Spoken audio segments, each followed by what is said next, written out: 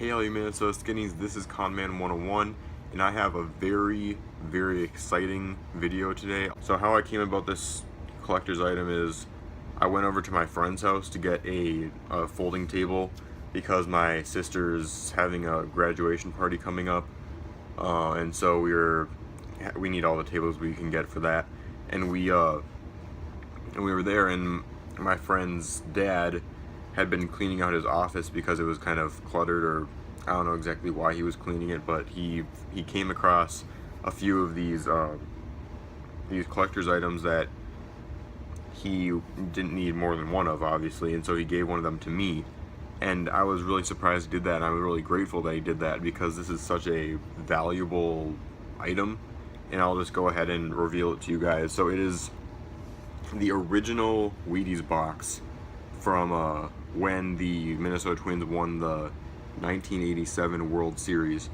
And alright, I'll try to keep the light off of it, but this is the original box, and there's still cereal in it. It's completely unopened, and so it is very valuable. It's a very valuable collector's item, and not just for valuable purposes. It's just a sentimental kind of thing that I was really appreciating getting, because I'd always wanted a Wheaties box from some Minnesota sport, and not many Minnesota players got a Wheaties box for them, nor have any Minnesota teams even won a championship besides the 1987 Twins and the 1991 Twins. And so maybe I can even get a 1991 Twins Wheaties box a little later, but let's just take a look at this. So it's, nutrition facts on here. Really nothing special about that. You see the bottom has this very convenient rubber bottom to it, so that I can just put it up here and just display it really well. So I can do that really easily, and that's really convenient. That I can, it won't fall over now because it's so, the rubber on the bottom, it just kind of adheres to whatever surface, so I can just display it anywhere. And let's just read a little bit of the back. So, a tribute to the Minnesota Twins. In the early spring of 1987, the baseball prophets who tell the country which teams will play in the World Series looked in the bottom of their cups and found no trace of the Minnesota Twins in their tea leaves. And I'm not gonna read this whole thing, but basically what it says is 2 months later, they were basically, the Minnesota Twins relief pitching staff was very bad this season, which I remember. I wasn't there, obviously, I wasn't born yet, but I remember hearing about it from my dad and everything, and they were not expected to win this World Series at all. And it says right here, they couldn't win more than 40% of their games on the road, and people just kind of saw it as the last season happening all over again, because the Minnesota Twins World Series history has been a worst to first kind of thing. Like the season before this, the Twins were terrible. They really didn't have many good players. They had to trade all of them, and they just had a really bad record the year before, and they were able to come back and win the World Series. It says here, more than 50,000 people spontaneously assembled to bring to this extraordinary baseball team the tumultuous sound and gratitude of its public. And the Twins won on the road for the second time in 24 hours, and they had a really good streak going into that World Series. They won the pennant even though they weren't supposed to or even projected to halfway through the season, and they were able to. They really didn't have that good of a record going into the World Series. They didn't even have a good record. They weren't even expected to win their first game, and that's how unbelievably extraordinary this really was. It says here there have been public receptions for winning baseball teams before, but this one was astonishing because it was impulsive and seemed to tap an emotion deeper than the gloats of triumph. It seemed to recognize that there was a group of athletes who had been derided as a baseball cartoon just a few years ago, depicted as a mathematical fluke just months before, and made up a lot of extraordinary human beings apart from the Pucketts, Herbecks, Gaettis, Bernanskis, and Violas. So those were actually the biggest, like the main players in the World Series. Kirby Puckett who everyone I feel should know. He was such an influence, not just to the Twins, but to the whole league. He was an inspiration to so many people. Then we have Kent Hrbek, which I think I have both the Puckett and Hrbek bobbleheads upstairs. That's actually the third or fourth ones that I got. The first ones I actually bought on eBay. And going back, Gary Gaetti, I don't have a bobblehead from that guy yet, but I heard he was an unbelievable player. Chuck Brunansky, I'm not sure about that guy's first name, but I know Frank Viola for sure. They called him Sweet Music Viola, and he was like the greatest Twins pitcher of all time, if not all time, definitely in this era, in the World Series era. He was the best pitcher on the Twins for the longest time.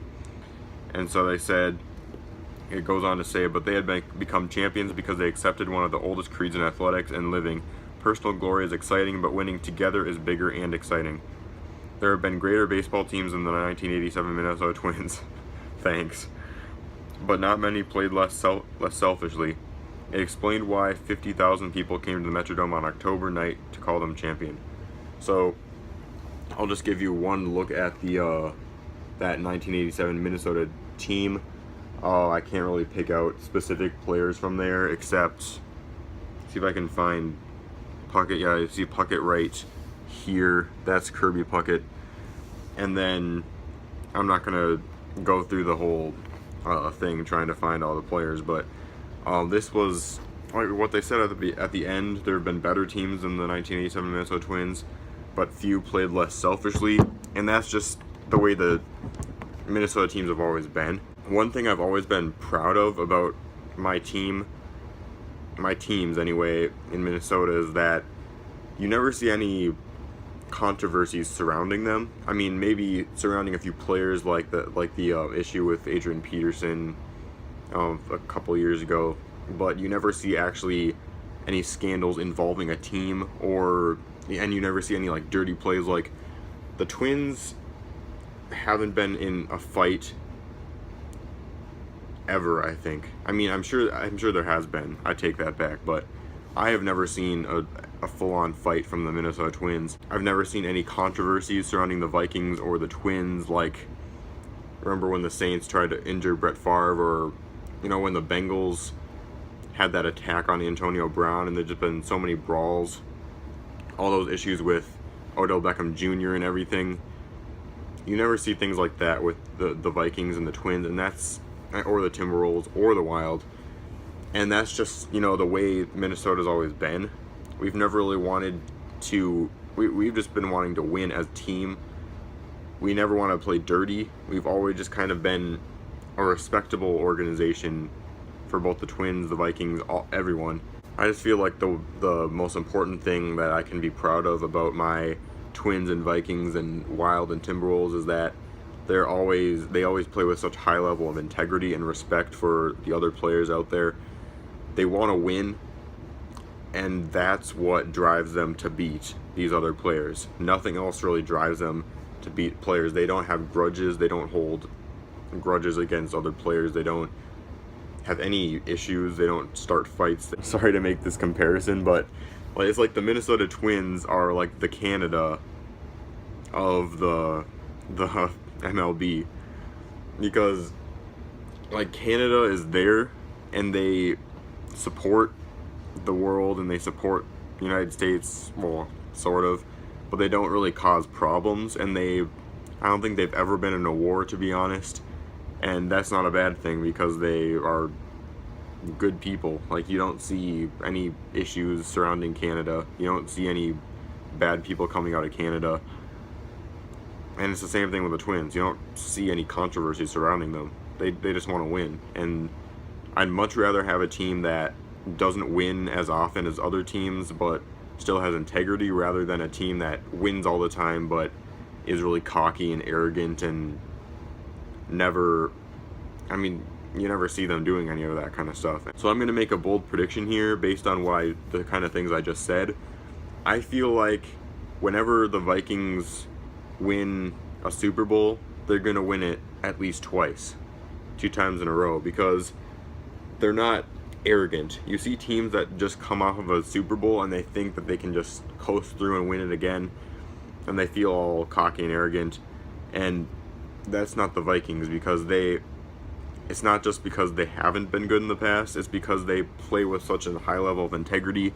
They don't try to get cocky. They know that they have to win, and it doesn't matter what they're favored to do. It doesn't matter if they're favored to win or if they're favored to lose. All they want to do is try to win. One last look at this really cool Wheaties box. Thank you again to my friend Michael's dad, Bob, for giving this to me. It's going to go right in my case. It's really cool. It's really cool. And I'm definitely going to try to get a 1991 box as well. I'm not sure if they'll be on eBay or anything like that, but I'm sure they've got to be somewhere. So thank you guys so much for watching this video. Please follow my Instagram for updates on when my videos are coming out, as well as some personal life stuff, anything you want to see about my life. So thank you guys so much for watching this video. Please like and subscribe, and I will see you on the flip side.